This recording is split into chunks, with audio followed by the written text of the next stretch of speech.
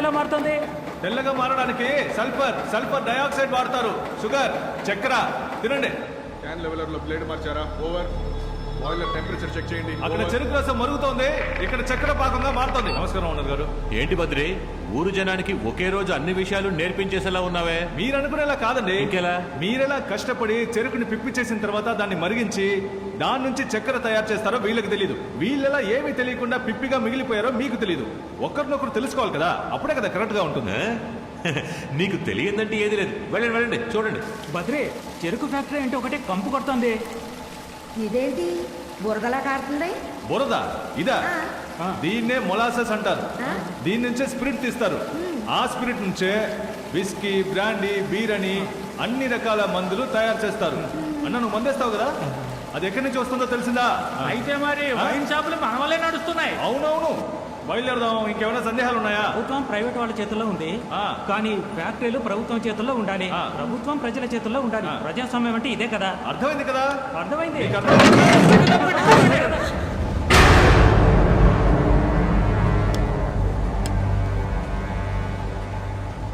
Factory చూడడానికి ఒప్పుకున్నప్పుడే అనుకున్నాను. సారీ బద్రి.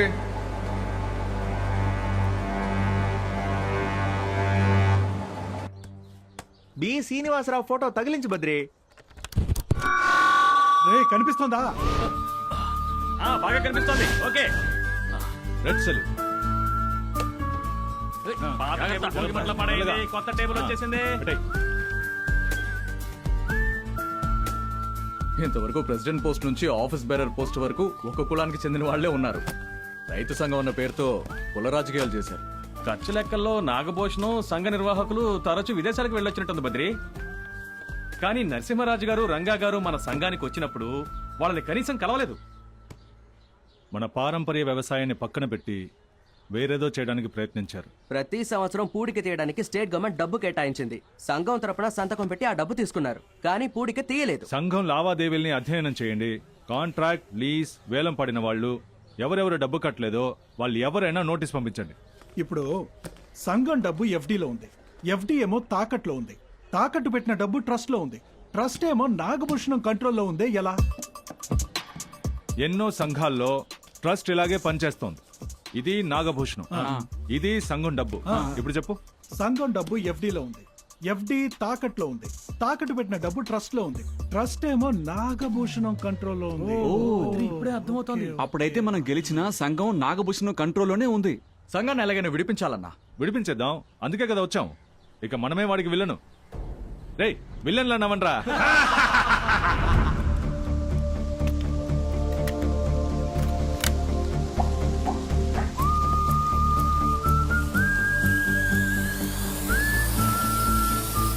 నువ్వు లేని ఈ 5-6 సంవత్సరాల్లో మన పండూరులో ఎన్నో మార్పులు జరిగాయి. ఇదే అన్న మేము చెప్పించవద్దు. ఉత్తర దక్షిణాల్లో దాదాపు 450 ఎకరాలు వృధాగా పడున్నాయి. దక్షిణ ఓ కులం, ఉత్తరం వాళ్ళు ఓ కులం. తెలుసో తెలియకో ఆవులు మేకలు మేయడానికి వెళ్ళినా గొడవలు కొట్లాట్లయి కనీసం 4-5 ప్రాణాలు పోతాయి. పోలీస్ స్టేషన్ లో కూడా దీన్ని డేంజర్ ఏరియా అని మార్క్ చేశారు. ఈ రెండు గ్రూపుల మధ్య ఉన్న కుల ఘర్షణలు తీరిస్తే అద్భుతంగా సాగు చేయగలిగే 450 ఎకరాలు దొరుకుతాయి. ఆ కులాలను తీసి పక్కన పెట్టి మానవత్వంతో ముందడుగేద్దాం. ఇటువైపు ఉన్న 260 ఎకరాల్లోనూ ఎవరూ సాగు చేయడం లేదు. అందులో వీడిది ఓ 3 ఎకరాల పొలం ఉంది. అవతల వైపు చెరువు ఉంది. వర్షాలు గనక బాగా పడితే ముందు ఆ చెరువే నిండుతుంది. కానీ దాన్ని సరిగ్గా సంరక్షించకుండా పూడికి తీయకుండా వదిలేయడం వల్ల పూర్తిగా ఎండిపోయింది. నువ్వే చూడు. ఇదిగో ఈ 30 ఎకరాల భూమి ఉందే, ఇది మొత్తం ఓ ముసలావిడికి సొంతం. ఆ ముసలావిడి మొగుడు చనిపోయాడు.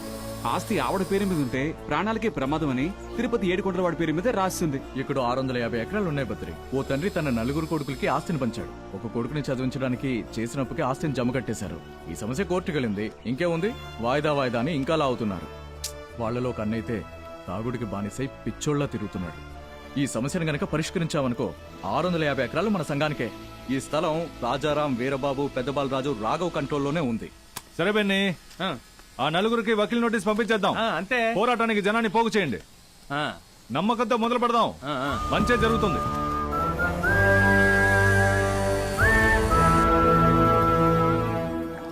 Hi honey. ఏయ్ త్వరగా.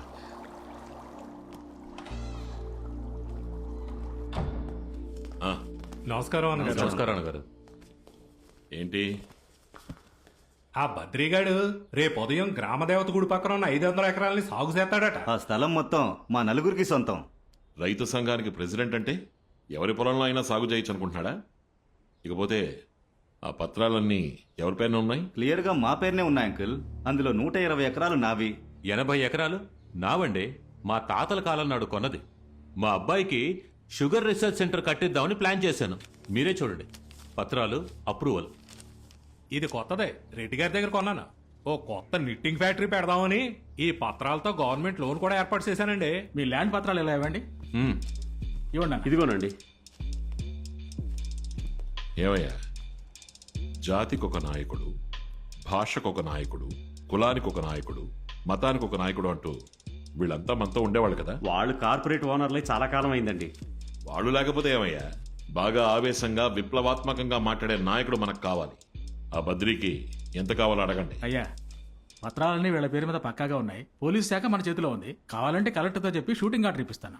మామూలుగా పోలీసులు అంటేనే భయం, షూటింగ్ ఆర్డర్ అంటే ఇంకా భయపడతారుగా. బద్రి స్నేహితుల మీద ఒక కన్నేసించాడు.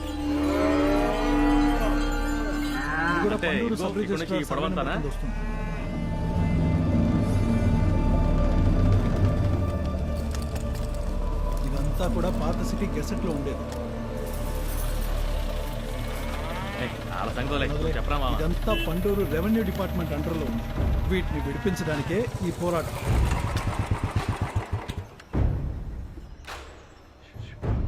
గ్రామ ప్రజలారా, తప్పుడు వార్త విని మీరందరూ ఇక్కడికి వచ్చారు. ఈ స్థలం 5గురి పేరు మీద పట్టాతో సహా ఉంది. కాదని సాగు చేస్తే మీ మీద కఠిన చర్యలు తీసుకుంటాం. గ్రామ ప్రజలారా. హాయ్, అందరూ వచ్చేసారా? మొత్తం ఎన్ని నాగళ్ళు? 50 నాగళ్ళు. నువ్వెవర్రా? మర్యాద, మర్యాద.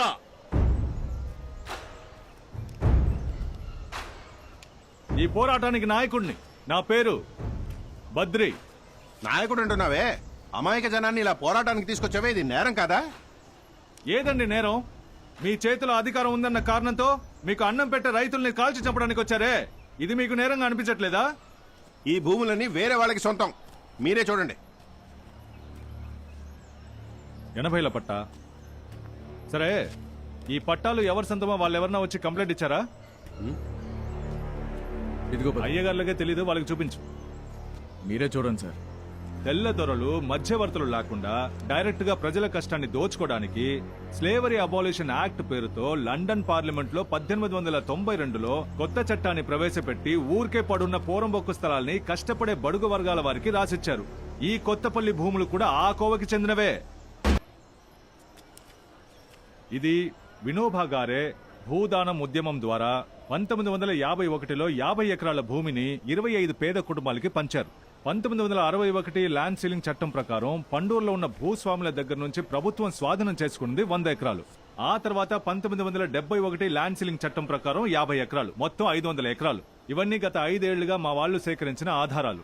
1972 వరకు మన దేశంలో స్థలం అమ్మిన వాళ్ల వివరాలే ఉంటాయి, కొన్న వాళ్ళ వివరాలు ఉండవు. ఇవన్నీ మన అవిజ్ఞానాన్ని ఆసరాగా తీసుకుని మోసం చేసి రాయించుకున్న భూములు. ఏదైనా పోలీసులకు చెప్పకుండా చేయకూడదు. అవన్నీ మీతో చెప్పాల్సిన అవసరం లేదు సార్. బాబు, అయినా మీతో అప్పుడే చెప్పాంగా. మీరు లా అండ్ ఆర్డర్ డిపార్ట్మెంట్ కదా. భూ అపహరణ నివారణ ఎస్పీ గారికి మేము అన్ని డాక్యుమెంట్స్ చూపించాం. ఆయన వాటిని చదివి అర్థం చేసుకున్నారు. ఆ తర్వాతే మేము ఇక్కడికి వచ్చాం. మీరు ఎవరు కంప్లైంట్ ఇచ్చి ఇక్కడికి వచ్చారో మీరే చెప్పాలి. బద్రి, ఎస్పీ సార్, ఫోన్ స్పీకర్లో పెట్టమంటారా? ఒక్క నిమిషం సార్.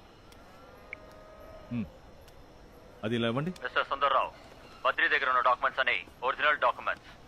ఆ భూములన్నింటినీ చట్టవిరుద్ధంగా రాయించి తీసుకున్నారు. ఇది కనుక ప్రశ్న తెలిస్తే జాతీయ సమస్య అయిపోతుంది. హోమ్ సెక్రటరీతో నేను మాట్లాడతాను. మీరు వెంటనే అక్కడికి బయలుదేరిపోండి. ప్రియమైన రైతు మహాజనులారా, మీ అందరికీ భూములు లేవనుకున్నారు కదా. మీ అందరికీ భూములు ఉన్నాయి, అది కూడా ప్రభుత్వ పట్టాతో ఉన్నాయి. కొత్త కొత్తగా ఏమేమో చెప్తున్నారయ్యా.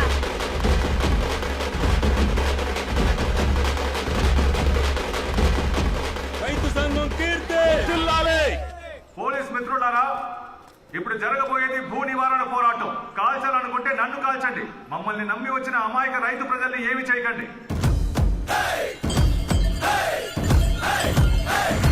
ఇది అవసరమా? ఏంట్రా తేలిక తీసి పారేశావు? 3 ఎకరాలు 5 ఎకరాలు 10 ఎకరాలని అక్కడక్కడ విడివిడిగా దొరికిన దాదాపు 250 ఎకరాల పత్రాలు ఉన్నాయి. బద్రి, ఈ పత్రాల్లో ఉన్న సగం మంది ప్రాణాలతో లేరు. మిగతా వాళ్ళు ఎక్కడున్నారో కూడా తెలియదు. అంతేకాదు మన సంఘానికంటూ మొత్తం 20 సవర్ల బంగారం ఉంది. ఇవన్నీ సరిపోక లోకల్ కోర్టు నుంచి సుప్రీం కోర్టు వరకు సివిల్ కేసు, క్రిమినల్ కేసులని మన సంఘం మీద బోల్డ్ అని కేసులున్నాయి. అవన్నీ మన సంఘానికి చేరాల్సిన ఆస్తులు.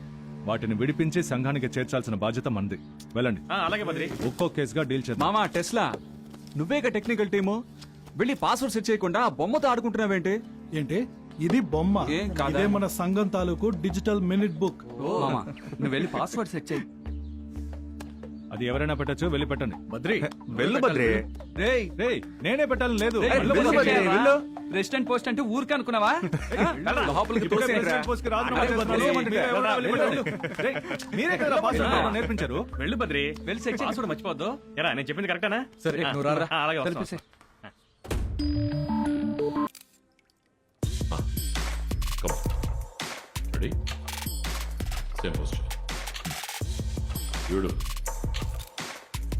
More expression. Hello? Uncle, Badri మళ్ళీ మన దారి కట్టొస్తున్నాడు. ఏదో కొత్త పథకం అని చెప్పి జనాలందరికీ నోటీసులు ఇస్తున్నాడు. నేను విన్నాను. రాజారాం గారు, వీరబాబు, పెదబాలరాజు, నేను మిమ్మల్ని కలవాలంకుల్. ఇలా ప్రతిదానికి టెన్షన్ అయిపోతున్నారు. మీరేం వ్యాపారవేత్తలయ్యా? సరే రండి, మాట్లాడదాం.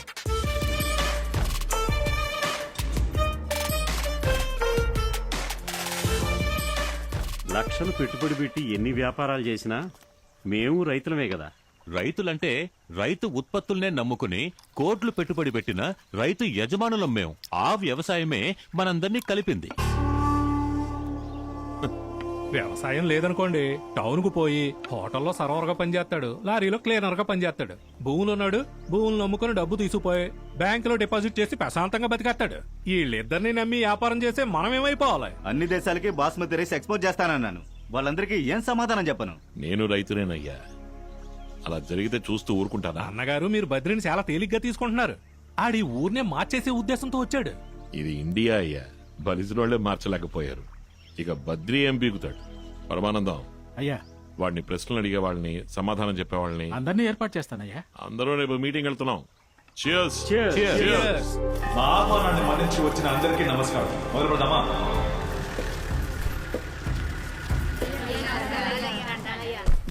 నమస్కారం. నమస్కారం. మన రైతు సంఘం మీటింగ్ వచ్చిన